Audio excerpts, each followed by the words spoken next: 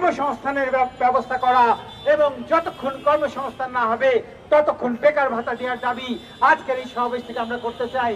আজকের এই সমাবেশে এখন বক্তব্য রাখবেন শ্রমিক কর্মচারী ঐক্য পরিষদের অন্যতম শীর্ষ নেতা, বাংলাদেশ ট্রেড ইউনিয়ন কেন্দ্রের সংগ্রামী অর্থ সম্পাদক এবং গার্মেন্টস শ্রমিক কর্মচারী ঐক্য পরিষদের সমন্বয়কারী শ্রমিক নেতা কাজী রুহুল আমিন।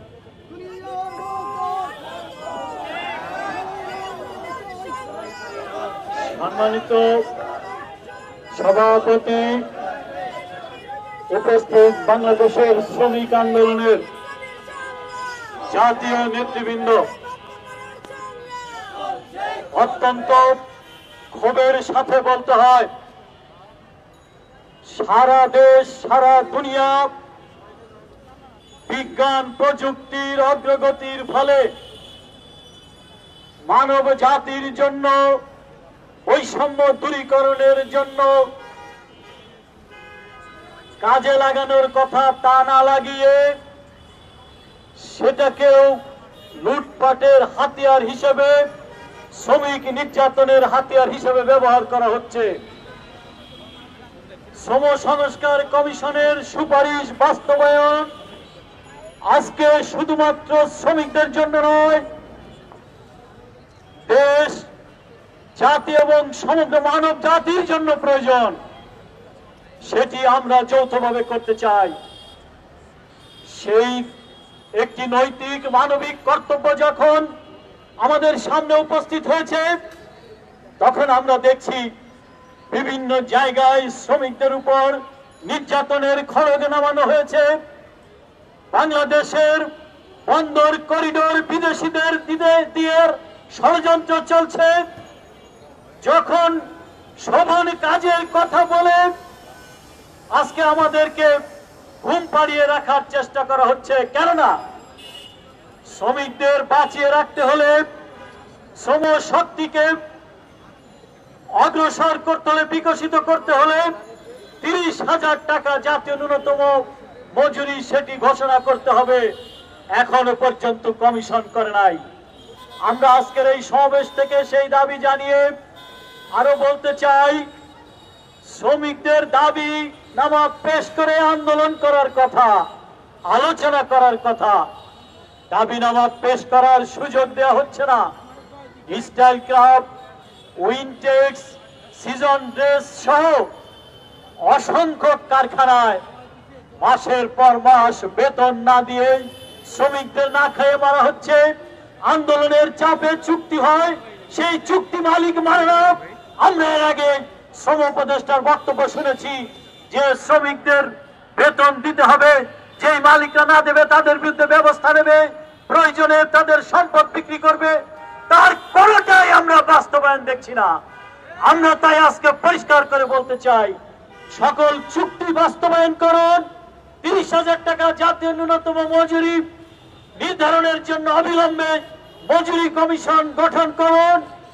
বিভিন্ন সেক্টরে ট্যানারি সহ বিভিন্ন সেক্টরে যে মজুরি ঘোষিত হয়েছে তা বাস্তবায়ন করুন। শ্রমিকদের উপর নির্যাতন নয়, আলোচনা করেন। আমরা মানব জাতির সৃষ্ট এই বিজ্ঞান প্রযুক্তিকে মানুষের কল্যাণে কাজে লাগাতে চাই।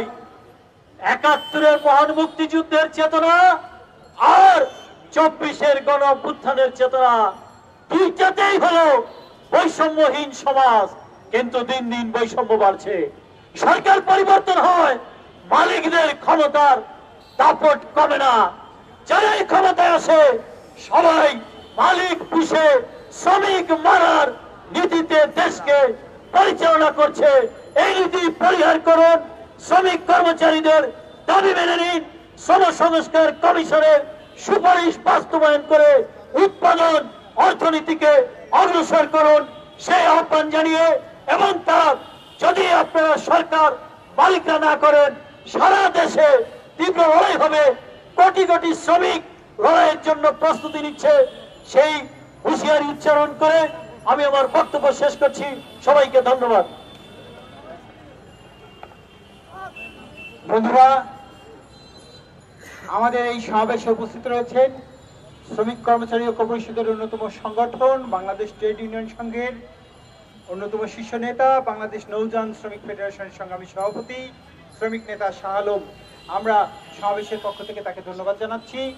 সংগ্রামী বন্ধুরা, আমরা যে কথাটি বলতে চাই, শ্রমিক কর্মচারী ঐক্য পরিষদ বাংলাদেশের বর্ধিত যে অর্থনীতি, সেইটার প্রেক্ষাপটে আমাদের বন্দরের সক্ষমতা বৃদ্ধির যে প্রয়োজনীয়তা, সেই বিষয়টি বোঝে। কিন্তু বাংলাদেশের এই যে প্রয়োজন, সেই প্রয়োজন পূরণের কোনো সমাধান বাংলাদেশের বন্দর ইজারা বিদেশিদের কাছে ইজারা দেওয়া নয়। ফলে তার যে সঠিক সমাধান কি, সেই প্রসঙ্গিত বিষয়ে সঠিক পরামর্শ দিতে শ্রমিক কর্মচারী ঐক্য পরিষদ প্রস্তুত রয়েছে। সেই আহ্বান সরকারের কাছে আমরা রাখতে চাই। আজকের এই সমাবেশে এখন বক্তব্য রাখবে শ্রমিক কর্মচারী ঐক্য পরিষদের অন্যতম শীর্ষ নেতা শ্রমিক নেতা শামীমারা, বাংলাদেশ জাতীয় শ্রমিক ফেডারেশনের সভানেত্রী নেত্রী শ্রমিক নেতা শামীমারা। আমি 5 মিনিটের মধ্যে বক্তব্য শেষ করার জন্য অনুরোধ করছি। জাতীয় শ্রমিক জোট বাংলাদেশের একটি মিছিল আজকের এই সমাবেশে যোগ দিচ্ছে, আমরা তাদেরকে স্বাগত জানাই।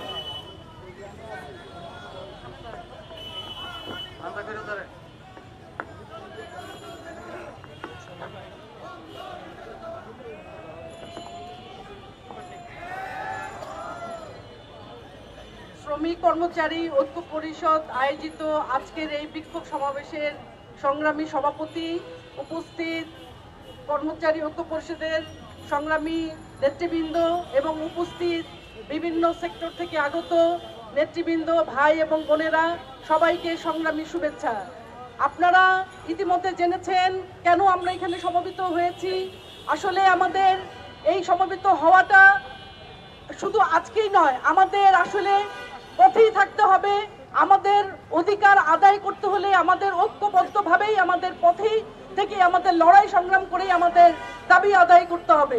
বন্ধুগণ, আপনারা জেনেছেন যে বন্দর ইজারা দেওয়ার যে পায়তারা চলছে, সে পায়তারা এই 2004 সালেও কিন্তু এইভাবে সরকার, যে তখনকার সরকার ছিল, তখন এই ইজারা দেওয়ার যে পায়তারা করেছিলেন, তখন আমরা শ্রমিক কর্মচারী ঐক্য পরিষদের পক্ষ থেকে আমরা জোরালো ভাবে দাঁত ভাঙা জবাব দিয়েছিলাম, কোনো অবস্থাতে কোন বিদেশিদের কাছে ইজারা দেওয়া চলবে না। বন্ধুগণ, আজকে শ্রমজীবী মানুষ, সরকার বদল হয় কিন্তু এই শ্রমজীবী মানুষের জীবন মান কোনো উন্নয়ন হয় না। যারা আজকে দেশের উন্নয়ন ঘটাচ্ছে, অর্থনৈতিক চাকার উন্নয়ন ঘটাচ্ছে, কিন্তু এই শ্রমজীবী মানুষের কোনো উন্নয়ন হচ্ছে না। দিনের পর দিন তাদের জীবন অসহায় হয়ে উঠছে, নিপীড়িত হয়ে উঠছে, নির্যাতিত হচ্ছে এই শ্রমজীবী মানুষ। বন্ধুগণ, আপনারা জানবেন যে মালিক, বর্তমান যে উপদেষ্টা, শ্রম উপদেষ্টা বলেছিলেন যে কোনো অবস্থাতে কোনো কারখানায় কোনো বেতন পাওনা দিন বকেয়া থাকবে না।